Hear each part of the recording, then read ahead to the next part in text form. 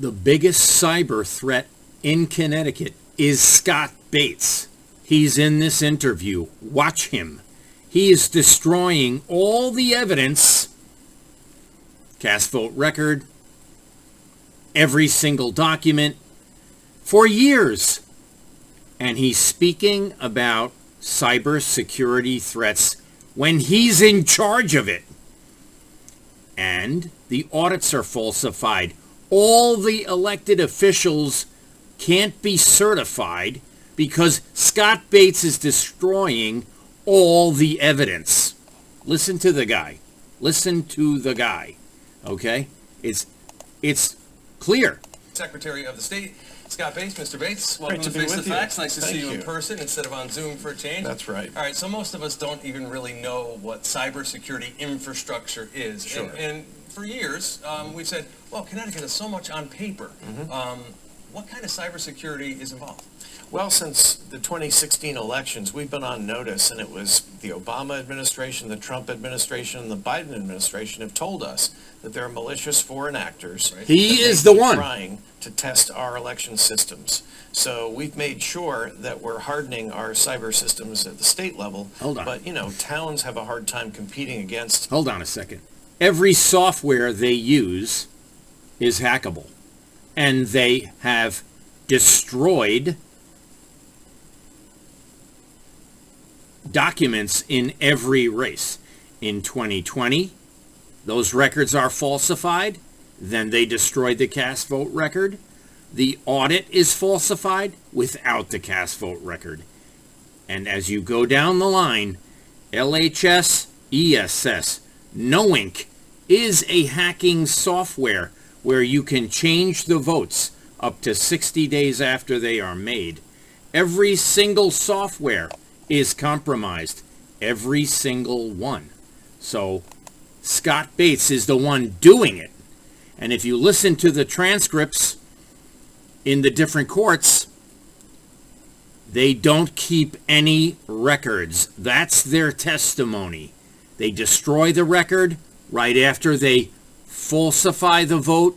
They're using multiple algorithms, a Caesar cipher, all types of things, and it's all in the hardware.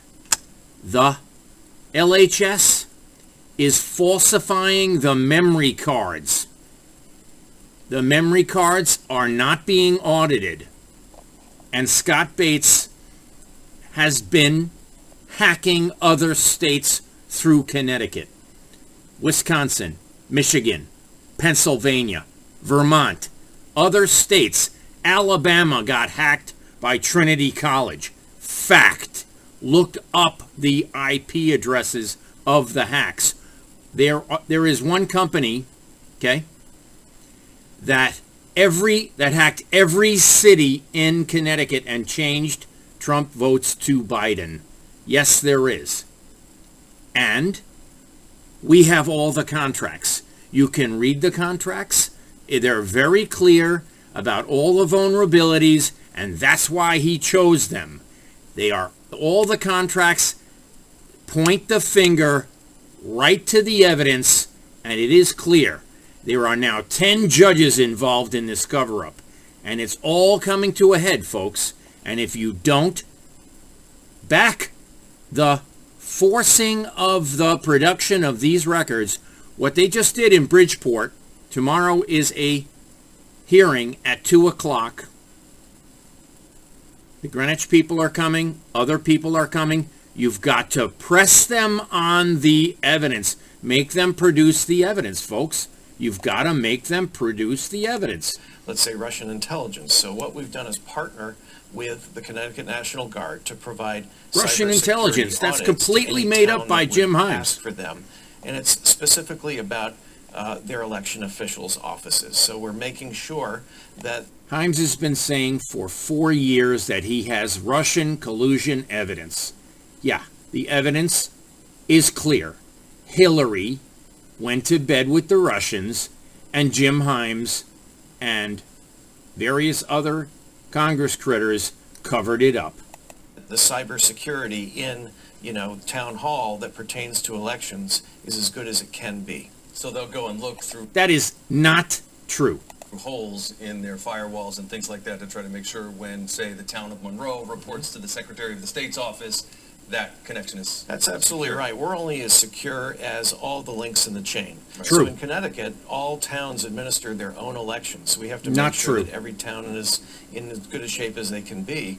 And we did this with the Guard last election cycle. We had about 65 towns that took us up on the offer, and National Guard cybersecurity teams worked with the towns to make sure everything was as secure as it could be. So we wanted to make sure we could do it again this year. So now oftentimes when the federal government Absolutely nothing is secure. Nothing. says, hey, you need to do this, they don't necessarily pay for it. How's it getting paid for? You know, we actually put together the money. So we had some leftover funding from 2020, so we applied those funds and got LHS is owned by foreign nationals. Mark Zuckerberg paid 37 towns to falsify their data through CISA, through CTCL. got a federal grant to work with the Guard this time. We did get $1 million from the federal government to help run the elections this election cycle. We sent every penny of that, our office did, to town They are fighting all 40 subpoenas that I sent out. All 40. clerks across the state. And that's designed to make sure that they can handle an increase in absentee ballot requests. So, you know, it's Nobody requested them. They sent them out automatically, and the voter IDs themselves were manufactured by the DMV, AAA, multiple agencies, even the Department of Health and Human Services. really a partnership. And at the end of the day, we need partnerships from the state, local, and federal level. No. What he's doing is outsourcing all the control of every single facet of the elections to foreigners, to people in Germany, Spain, Iran, Italy, the Vatican, Seidel, and even satellites. Leonardo Spa. To make sure that we're serving the voters as best we can. So on election night, Connecticut can be notoriously slow reporting results. Will this speed anything up? You know, I can't guarantee anything, but I can guarantee you if we don't do the right things in cybersecurity, it would really mess with that. And we're at a point now where we're all in this together as Americans to make sure, regardless of party affiliation or point of view, people have confidence in the system, that we're secure against malicious foreign actors, and He is the malicious foreign actor. Scott Bates is the malicious foreign actor. It's unbelievable. There are stories I could tell you, but let's keep this at 8 minutes. This guy needs to go to jail forever. Forever and ever.